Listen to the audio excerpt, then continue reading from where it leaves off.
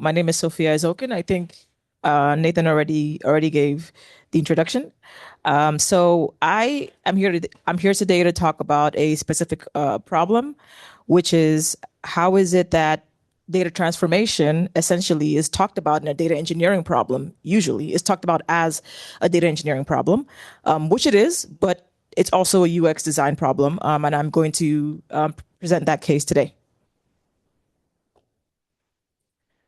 Great. So the place where my ideas are coming from or the inspiration behind them is from an experience that I've come across within my own organization, where migrating from one stack to another, and kind of some of the friction that can come from that, right? So if you're going from something like Elasticsearch to a data lake with a schema on top of it, and an interface that folks can interact with using SQL, which would be dbeaver.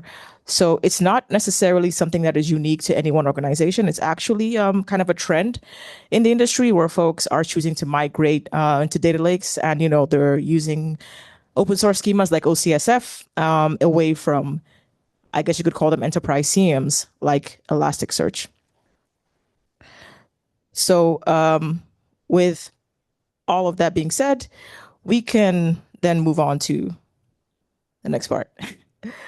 So the schema that your security teams queries a user interface, and every transformation decision downstream is a UX decision in disguise, like I've mentioned before. So here's what I mean by that.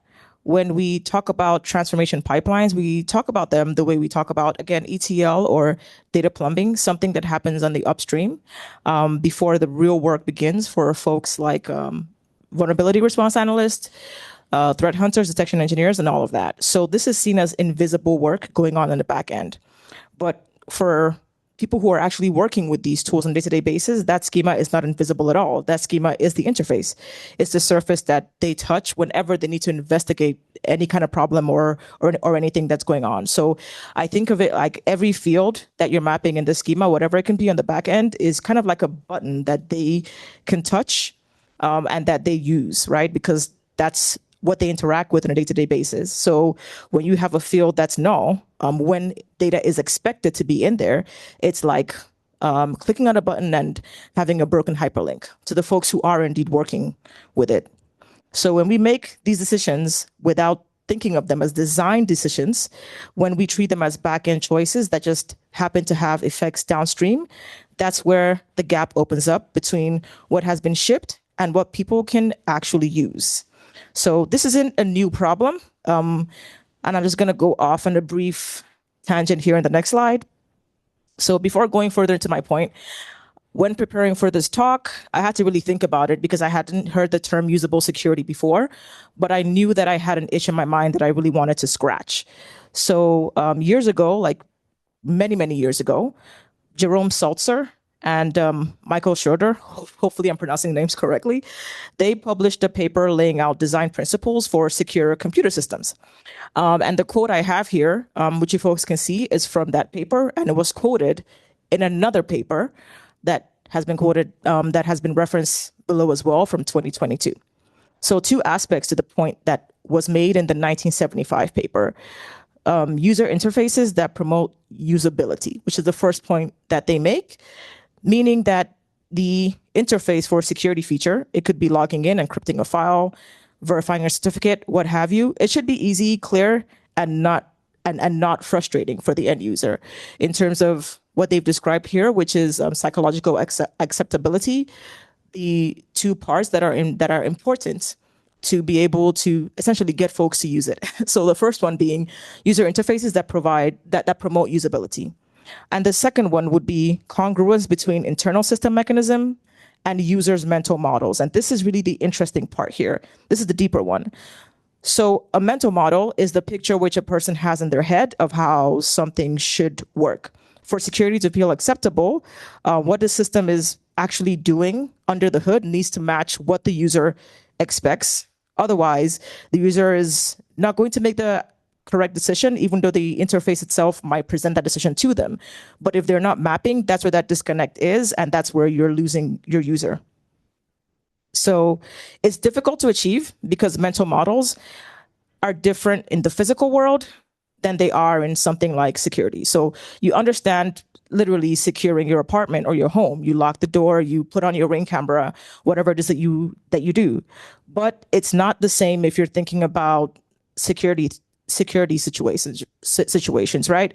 It can go from, when we're looking at how we're actually securing our systems, how we're interacting with schemas. If we're somebody who's using data lake, we can't think about it the same way we would think about locking your apartment because it's different. So that mental model of how it should work, it can be disconnected. So I wanted to extend this framing because the way that it's framed in this paper is kind of a disconnect between the system and how it should work and what the user is expecting. And what I'm trying to set up is I don't think it always works that way because in our world or in our line of work, we're getting data from somewhere. That person is a vendor and they have ideas in their head of how the data should look, which they often do provide, right? It could be in something like JSON or it could be in CEF, whatever format that they want to. That is the idea in their head of how it should go. And then the engineer who's actually having to put this data that the vendor is giving them into a schema, well, they also have an idea, right? I want to use OCSF to map this data. I want to use ECS, whatever it is that I want to use. And then the actual consumer, they also have an idea, a mental model of what this data should look like. So we have three systems, as I would like to call them, as opposed to the two that are presented in the paper.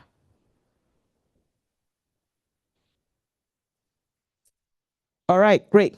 So in order for us to properly frame the way that we look at our transformation layer to make sure that all of our mental models are in sync, or at the very least, the folks who are consuming the data are able to map whatever it is that they're thinking about to whatever is being sent to them. I'm presenting a couple of ways of looking at this transformation layer. So the first is, how does the vendor telemetry arrive and what has to be solved before anyone ever sees it? And the second one is, when an event could be more than one thing, what does it become? And it'll be clear when I do describe it. And then the third one is, when a vendor field doesn't fit the schema, then what happens to it? And then we have the last one, which is, can one detection rule catch what two vendors describe differently? Which are pretty basic things that a lot of folks do in their day-to-day job, but I'm trying to present it so that folks can actually think about what the answers would be when you're trying to create a pipeline or a data model of some sort. All right, so the first question asks, how does this vendor telemetry arrive and what has to be solved before anyone sees it? So here we have vendor A, which is an inventory product, the kind of tool that catalogs every host in your environment. So it has host names, IPs. It might even have like a network interfaces field that has IPs, IPv4s or v6s, MAC addresses, all of that good stuff. So they send a record into the pipeline, and then the transformation logic maps it into a schema, and that will usually take it and say, oh, this is a device object, right? So think about whatever schema of choice that you use. It'll stick this into device. And from what you can see here, the IP is coming in null, even though there is an IP there, but the IP is just in network interfaces, because sometimes a vendor will send the IP or whatever information in a different field when it should be in one field. So here you have a situation whereas, okay, if we're expecting something like a virtual machine, it might have a primary IP. It also might have a different kind of management IP. It might have something else. There's a lot of assets that don't necessarily fit into a neat box, but they still have to be mapped. So the resolution could be, okay, you can put all the IPs into an array where they fit, which is network interfaces if you have multiple IPs, because here we have the one at 0 index, but sometimes they could have 1, 2, 3, or 4. And then we have somebody who's expecting the data downstream. They're thinking, okay, cool. I have this way of communicating with the data, and I'm actually going to search something.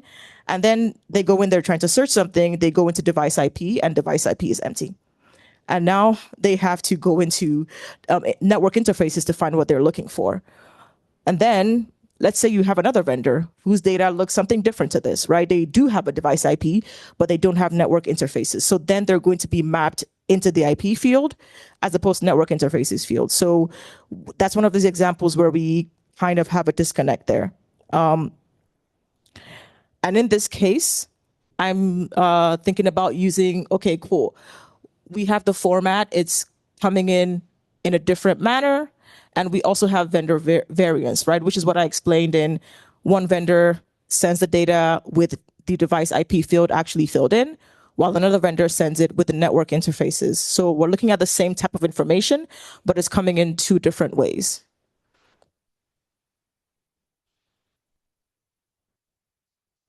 So the next question is, when an event could be more than one thing, what does it become? So to actually explain this accurately, I pulled up this payload from, I actually got it online. I believe it was Tenable, and it's a pretty good example of the kind of situation that I'm thinking about and that I'm trying to convey to folks here. So we have this vendor. We're going to call them vendor C. And this is what we have that's landed in one payload. So if you're using a mapping tool, like for example, OCSF, you have here an asset, right? So it's going to go into one class. But then the problem becomes if I put it into one class, let's say device inventory information, I lose out the context for installed software because what installed software should go into does not actually fit into what device inventory actually is, like that particular class. Or the next choice could be to actually put it into a software inventory information class. And in that case, you will indeed get a device mapping in there, and you will also get your installed software. So that one, putting it into that class enables you to be able to see both of those things, right? So you can have like an SBOM for each of these installed softwares that you have here. But then the problem remains that most folks who are doing this mapping and folks who are going to be looking at it downstream are going to be looking at it from a device inventory information perspective because we do have an asset here. It has host names, IPs, open ports, and the full actual schema has a lot more than that. That does make it an asset. But we find that we're going to be losing a lot of context if we map it into one specific field. Another solution to solving this kind of a problem is perhaps creating your pipeline on the back end to be able to account for and map to two separate classes, and then they provide information to folks downstream. That might come with some data deduplication. So that's one of the cons of that. All right. So the next one is when a vendor's field doesn't fit the schema, what exactly happens to it? So I talked earlier about an inventory product that sends multiple IPs per host. So a device IP is going to hold exactly one in the actual mapping. And that sometimes means that something has to give. So if I am trying to say I have to map an actual IP to device IP, it's a field that has to be there for folks to be able to see it downstream. And you have multiple IPs, then you end up dropping one of them, or you end up extending, which some schemas do allow you to do through something like an unmapped field. Or you can just go with the way that I talked about before, which is stuffing them all into network interfaces. None of these options are going to be perfect for the person who's actually looking at it downstream, right? So if the customer needs the IP and you put everything into or you put one of them into device.ip, then they don't actually get to see it. Another one is if you're creating a custom unmapped field, it sounds like a great idea until another vendor comes along and you have to create another custom field for them. And it doesn't exactly match what you have for the information in the unmapped fields. Or you can just put into network interfaces, which depending on how customers are actually, or end users are actually viewing the information, they might not be able to find it as easily or link it back to the information that they actually require. So what I would recommend for this case would be to perhaps include or implement a prioritization mapping or a prioritization workflow into your pipeline that picks one value and puts the rest perhaps in a different field, like network interfaces, for example. So I have an example there of a rule, right? Which is the first non-null of either an internet routable IP, 9.xx or corporate network, and then any other IP. So ranking it that way, putting the most important into, let's say, a device IP field, and then stuffing the rest into unmapped or network interfaces, whichever one works best for you.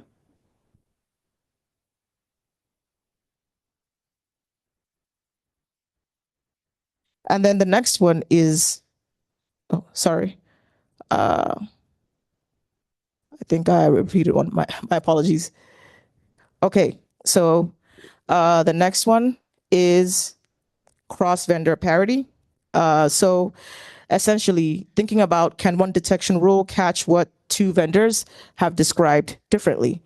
This is the most common issue, whereas the idea of a schema is to be able to normalize information, but different vendors are sending that information in very different ways.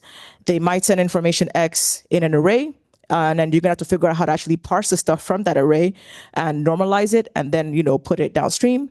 They might send the information in a particular format or a particular type of field, like maybe CEF, and then you're gonna have to include additional data parsing in order to normalize that data and then send it downstream. So the idea of, can one detection rule catch what two vendors describe differently, is it doesn't necessarily make sense for folks downstream to have multiple detection rules for multiple vendors, right? The idea is to have essentially everything normalized and in one place. But with improper mapping and with not catching what the vendors are sending, it could result in that scenario, right? Where detection rules don't catch every single thing. And that's a problem in the normalization part of the pipeline.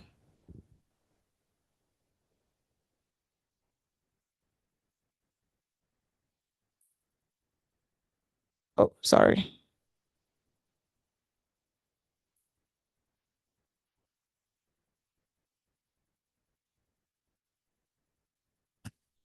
I'm trying to, oh yes, here we go.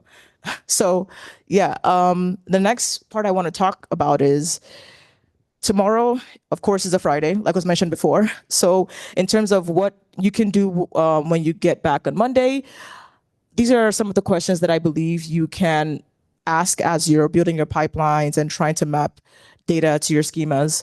The first one is, whose mental model wins, like we talked about, because everybody has a mental model of exactly what the data is and what they're trying to do with it. So who's should win out? And then the second of, is choice documented where analysts can read it? We've talked a lot about the options that you have if we're looking at two particular ways of doing something. The important part is to document whatever choice that you make so that folks see it, like essentially putting it in front of folks because they are the user. So the third is, does any vendor carry context that the schema discards? Sometimes some vendors will have information in their schema, some information in their data, and it's important to decide what actually gets shown downstream that's useful to folks and what doesn't. And then the last is, how would you know if this mapping slightly broke? So the person who went before me talked about logging. And that's one of the main ways in terms of, logging essentially and making sure that vendors change things a lot of times. I'm sure a lot of folks here have some experience with that. Being able to realize when something is broken, especially when it's critical or mission critical for folks who are actually doing the work downstream. So implementing things like proper logging to be able to find out exactly when each field breaks and what to do about it. All right. Thank you very much, folks. Questions?